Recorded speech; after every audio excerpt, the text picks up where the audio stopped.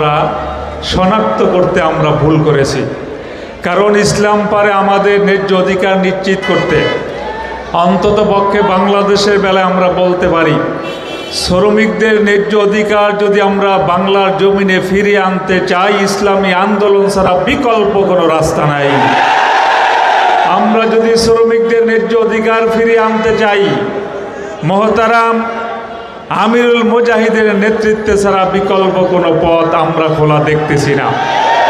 কারণ এদেশের জনগণের সাথে বারবার ধোঁকা দেওয়া হচ্ছে। আলা রাসূলিহিল কারীম, আম্মা বা'দ, ফাআউযু বিল্লাহি মিনাশ শাইতানির রাজীম, বিসমিল্লাহির রহমানির রহিম। ইনিল হুকমু ইল্লা লিল্লাহ, সাদাকাল্লাহুল আযীম।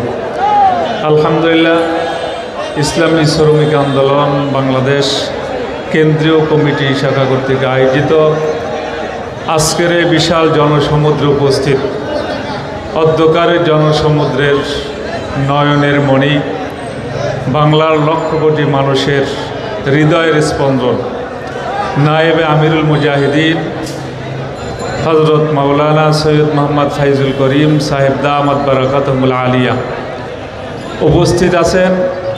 আজকের এই মহাসমাবেশের কেন্দ্রীয় নেতৃবৃন্দ, ইসলামী শ্রমিক আন্দোলনের কেন্দ্রীয় নেতৃবৃন্দ, ঢাকা উত্তর এবং দক্ষিণ মহানগরের দায়িত্বশীল ভাইয়েরা, আমার সামনে উপবিষ্ট শ্রমিক ভাইয়েরা, আসলে একটা কথা সবচেয়ে বড় সত্য, আজকে আমরা যারা স্টেজের ভিতরে এবং স্টেজের সামনে বসা আছি, আমাদের সকলের আজকের একটা পরিচয়, আমরা সকলেই শ্রমিক।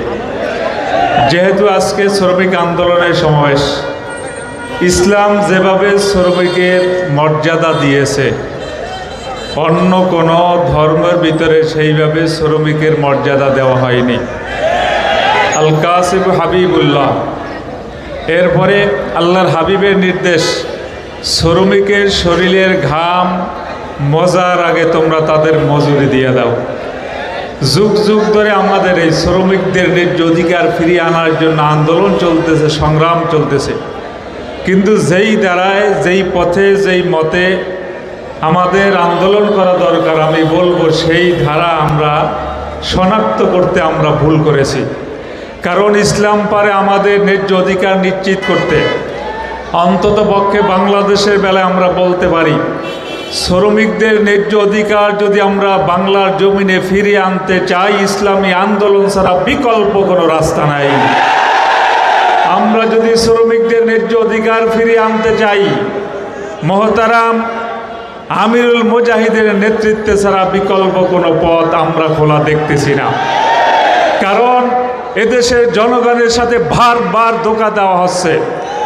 যখনই যারা ক্ষমতায় যাওয়ার দুঃস্বপ্ন দেখে, তখনই তারা শ্রমিকদের পক্ষ নিয়ে কথা বলে। কিন্তু যখনই তারা ক্ষমতার মস্তদে বসে সর্বপ্রথম জুলুম চালানো হয় শ্রমিকদের উপরে, শ্রমিকদের অধিকারের কথা তারা ভুলে যায়, আবার স্টিম রোলার চালানো শুরু করে। এই জন্য আমি সকলকে উদাত্ত আহ্বান জানাবো, আমরা যদি শ্রমিকদের ন্যায্য অধিকার ফিরিয়ে আনতে চাই, মহতারাম আমিরুল মুজাহিদিন এবং নায়েবে আমিরুল মুজাহিদিন সহ কেন্দ্রীয় নেতৃবৃন্দ আমাদেরকে যেভাবে দিক নির্দেশনা দিতেছেন, সামনে যেভাবে নির্দেশনা দিবেন, এই নির্দেশনা পালন করতে আমি আশা করি ইসলামী আন্দোলনের নেতাকর্মীরা ঝিমিয়ে পড়তে পারে না, ইসলামী আন্দোলন নেতাকর্মীরা ঘুমাইতে পারে না। ইসলামী আন্দোলন নেতাকর্মীরা ইসলামী আন্দোলনের যত নির্দেশনা আসুক না কেন, প্রয়োজনে জান দেবে, প্রয়োজনে মাল দেবে, প্রয়োজনে জীবনকে বিলিয়ে দিয়ে হলো এদেশে ইসলামী হুকুমত অবশ্যই কায়েম করবে।